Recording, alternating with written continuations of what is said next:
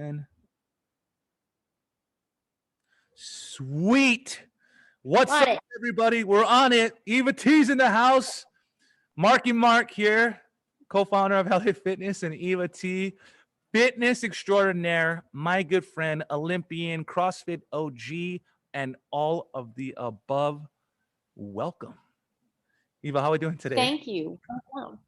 Well, this is probably one of the best days of my life, starting this podcast with you. I think we're going to share a lot of good information with people, and we want people to live long, healthy lives. It's simple as that. Booyakasha. I would Yeah. agree. So, a little bit of a backdrop. We'll tell Eva's story. It's much more exciting than mine. And just a little brief history.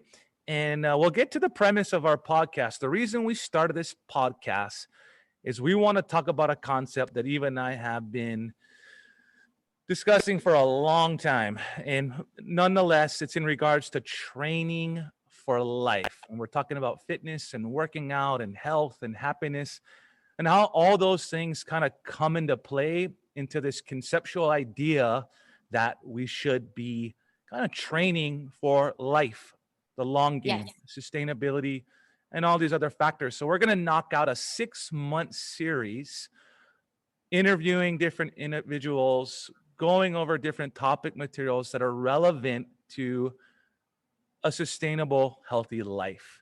And we're going to kick off today with a brief introduction. And I want to introduce one of my best buds, a BFF, a girl from another mother, Eva T. And I'll let Eva go ahead and just kind of tell her story briefly so you guys can get an idea of who she is and really what she represents. Well, I started in athletics when I was, well, I wouldn't say athletics, but I started skiing when I was 2 years old. And my parents guided me. And I was a freestyle skier for a while. And I won the American US Freestyle Championships when I was 12. But at that time, I was like, I don't want to do freestyle. I want to race. And I had done a few races and I did pretty well. So I started racing and doing well in racing and doing well on a national level. And then the US ski team called. They said, we want you to try out to be on the US ski team. So I did 2 camps up at Mount Hood, and I made the 5 junior team members. I was one of them. And from there, I made it from racing Europa Cup, which is a local European racing. Then I made it to the World Cup, which is a World Cup event, which is everyone, the United States, Europe, all the countries in Europe, South America, everyone was there. And we did World Cup skiing, and we also did World Championships and Olympics. So I went to a couple Olympic games and a few World Championships. I won a bronze medal in the World Championships in Bormio, Italy. And then it got to a point where I kind of was over it. And at 27, I retired from the US ski team. And I started doing like pro skiing events and some higher money events. But then I got into windsurfing, and I got into being near the ocean. So I ended up buying a place in Santa Cruz, California. And I went to school and I decided I wanted to be a dental hygienist. So I had to go to school and I had to pass all kinds of tests. And then I became a dental hygienist. But at the same time, I didn't want to let go of fitness because skiing kept me very fit. And so I, started to do a workout with a company called CrossFit. And I was only like the 5th member of that. It grew and it grew. And it was with Greg Glassman, who's the owner of CrossFit, who's not with them anymore. And it grew and grew. And now CrossFit is like millions of people. It's around the world. And I bought a gym. And then after about 7 months, after 7 years, I'm like, I just can't do this CrossFit anymore because it's just too much for people. It's damaging them. So I started Eva T Strength and Conditioning, and I started training in that. And I worked with Mark Ripito with that, with his strength program. And I had a lot of through CrossFit, I learned a lot. And then, so I kept going with my dental hygiene. I became a trainer. And then I had my own company, Eva T Strength Conditioning. And so I kept going with that. And I never found the man in my life. But about 7 years ago, I met this guy and we were friends for a couple years. And one day I called him and I said, "Will you be my boyfriend?" He was like, "Yes." So we became friends and we started flying airplanes. I had already gotten my license. He was an aerobatic pilot. So we started flying airplanes and I did an aerobatic competition. And then at 2 years of having your license, you have to go with an instructor and get signed off that you're okay at doing it. So I was with my instructor and we were flying to this tiny airport that I always landed at. In fact, Mitch and I always landed there and had dinner. And he pulled my engine. He goes, "Eva, you lost your engine. What are you going to do?" I said, "I'm going to land right there."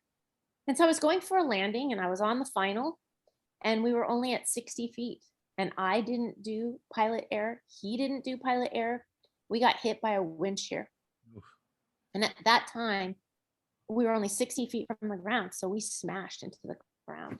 And Aaron had broken ribs, a broken back, and he was lying on the runway. And there was a fire truck there. And he goes, aren't they getting her? Why aren't they getting her to the hospital? Because I was slammed in the airplane. I had a broken leg and I broke my skull. And then a helicopter came and Aaron goes, "Okay, I get it. They're going to fly her in on a helicopter." But they tried to put him in the helicopter and he said, "No, you need to get her." I found out after many times that I was out. I was in a coma for a long time. But then when I started to be able to talk to the doctors, which I was in the hospital for 8 months, he said to me, "Eva, if the person that was flying with you hadn't gotten to you to the hospital in 15 to 20 minutes, you wouldn't be here." And I was like, wow. So I realized that Aaron kind of saved my life with this crash. But then, time went on and I started training and getting stronger. And recently I had a lifetime max of 200 or 305 pounds back squat. And I won the national championships in Olympic weightlifting. And I only back squatted, not only, but I back squatted 280 at that time. But now I'm squatting 305, which is part of the message that I'm giving. Is just because you're maturing in life, I don't use the word old. If you're maturing in life, you can do what you need to do. And I back squatted 305 pounds, which is a lifetime maximum. And I think I could do more. But right now I'm like, I don't want to do too much and damage myself because I've had enough damage in my life. In ski racing, I had 8 knee surgeries. In the plane crash, I broke my leg and I fractured my skull and I had to have brain surgery. So it was a big journey. But then once I was home from the hospital, this man, Marcus, called me and we started talking and we decided that we should take this online and find out what the happiest and best way to live to the end of your life is. And that's not sitting on the couch. That's working for things, doing some exercise, doing some walking, doing whatever you can to keep moving so that you can die healthy and say goodbye easily. Yeah.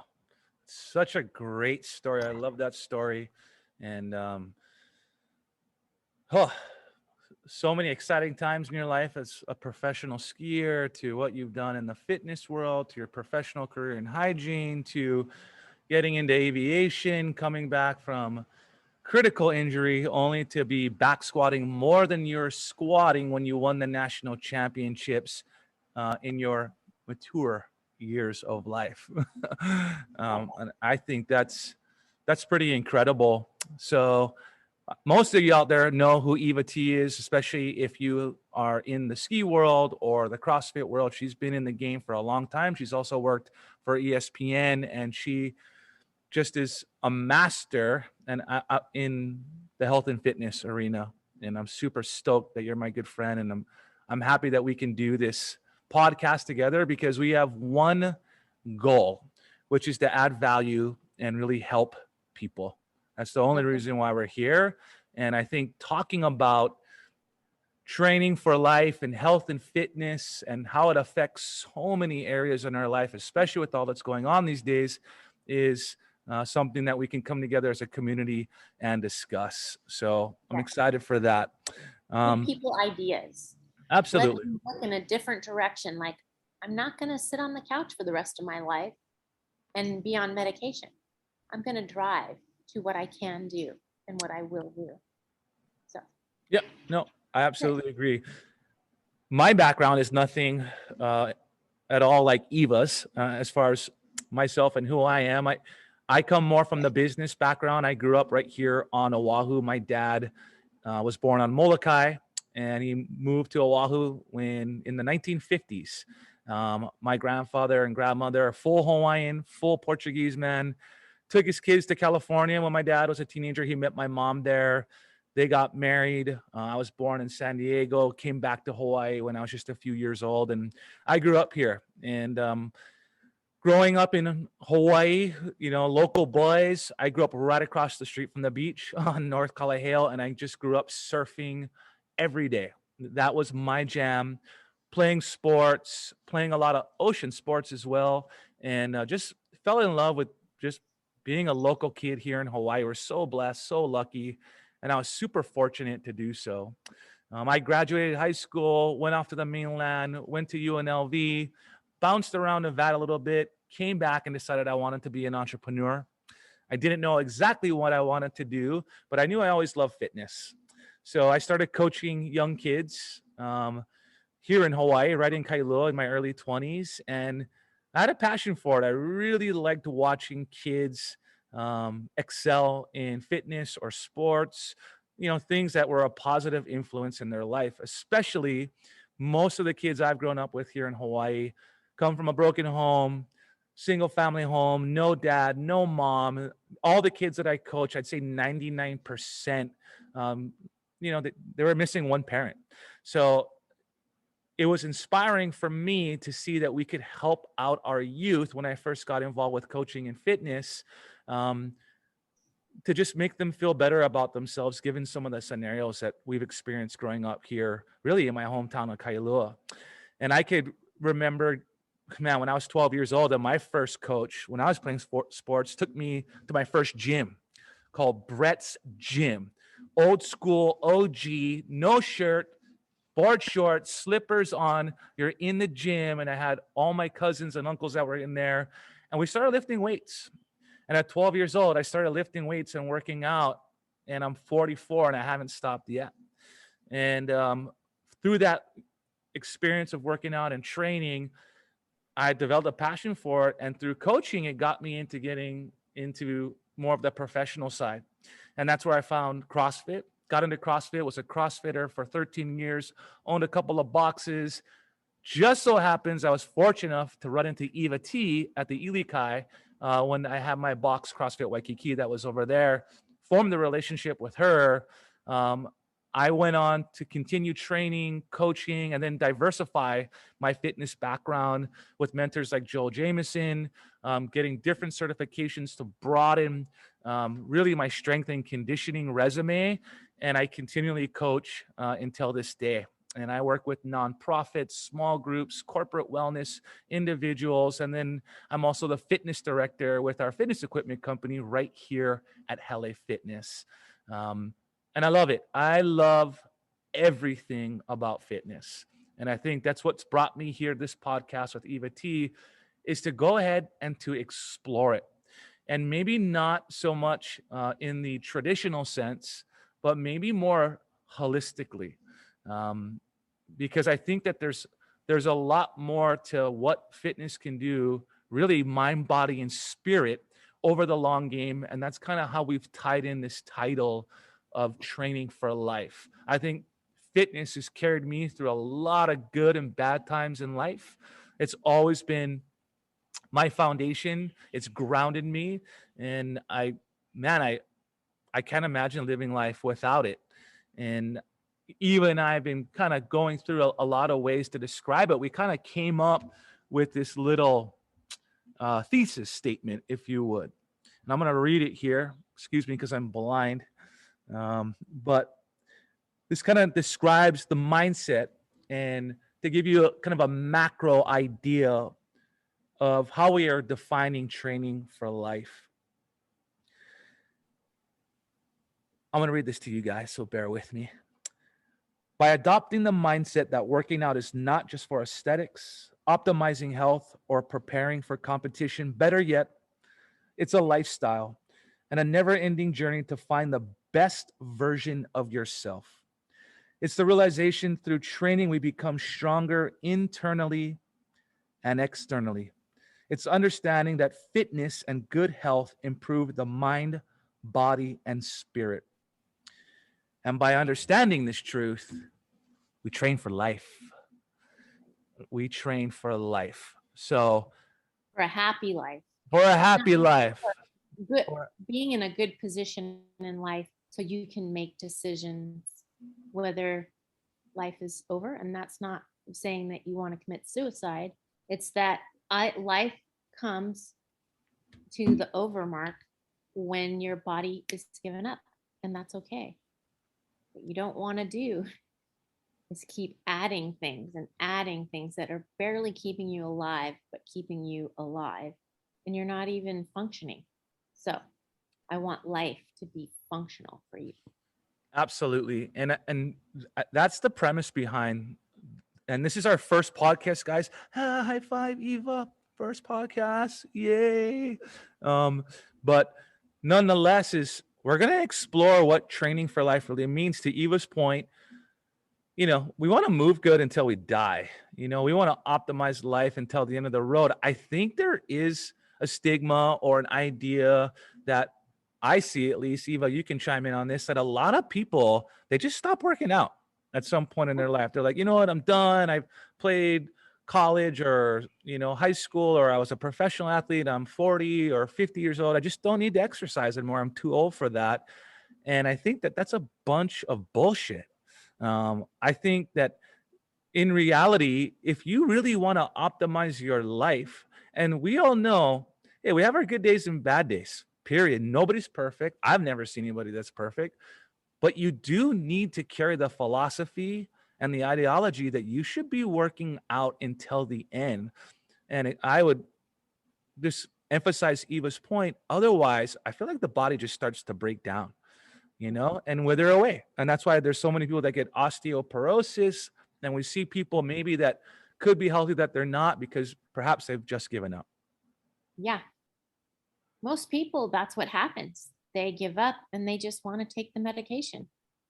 And that's not, sometimes it's the answer, but sometimes it's not the answer. That you're just popping a certain amount of pills all the time isn't making you healthier. It's breaking you down as well.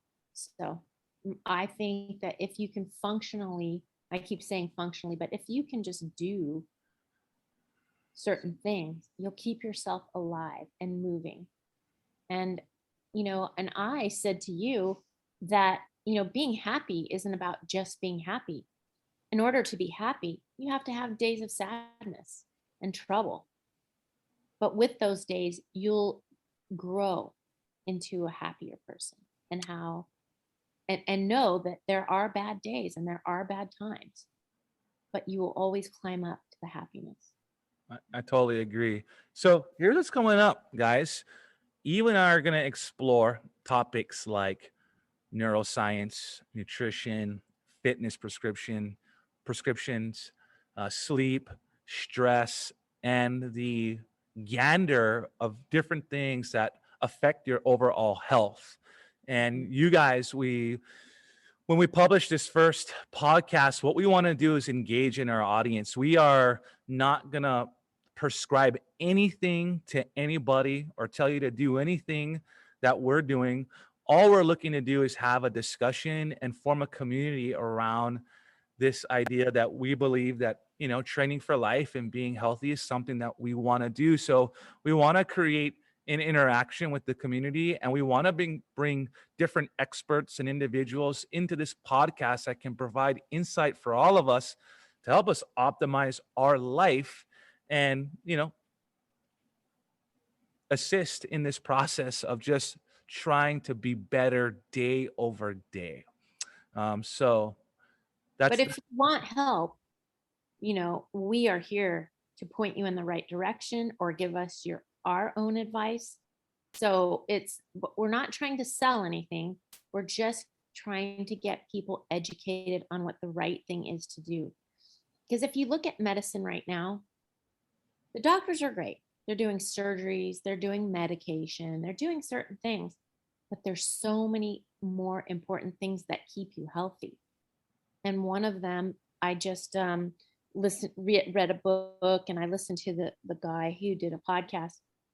And we don't require people to get good sleep. And when you don't get good sleep, you perform 70% less than when you do get good sleep.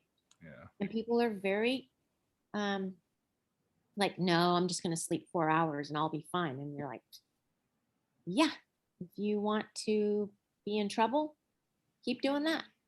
Yeah. We want to give people why they do it, and they want to know in themselves why they're doing things.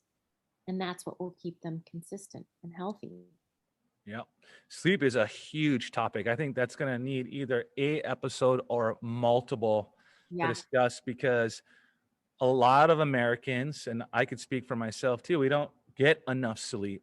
And I think and you're really good at this. And I think this is a subject topic that we could just let your mind go wild on, but there's actually an art form to sleeping well. And there's a lot of things that can affect your sleep for the better or for worse. And, I'm always listening to different fitness professionals, and there's a lot of people talking about sleep right now. And they're also talking about ways to get better sleep. And I think as you dive into those areas, it's surprising to see how many things could adversely affect your sleep. So we'll save that for another day. That Other being, thing was eat well. Yeah, I it's mean, all a balance. It's not a balance, but there's certain things that affect you in certain ways that reduce your health or that make your health better. So if you're able to sleep better and eat better and do the right amount of exercise and have good social skills and know that you will be sad before you get happy, that'll put you in the right direction. I totally agree. And I think the other thing to add to that is stress. Mental stress, especially. Man, it kills a lot of people. And a lot of people are coming off COVID, and now we're technically almost in a recession. You really got to watch out for mental stress and come up with ways to combat that. And I think Eva's always done a good job of looking at the major areas: nutrition, sleep, stress, fitness, recovery. There's so many little areas that you need to find that balance to optimize your health. And I think that's where we're excited to dive into. And it's not that hard. No, it's mostly very simple things that you can do to make things better. I totally agree. So we're going to go ahead and wrap up this first episode. We'll call it our introductory episode.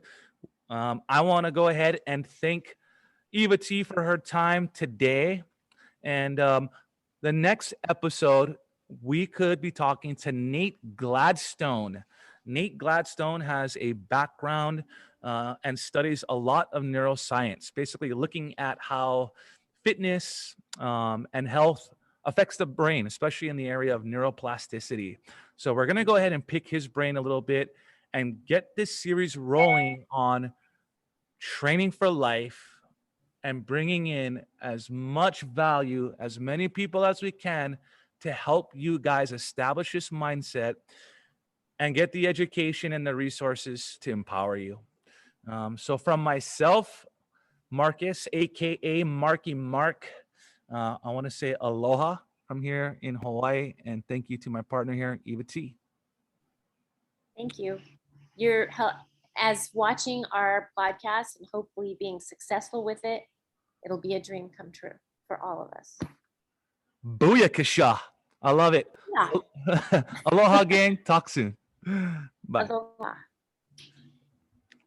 Yeah. How'd you like that?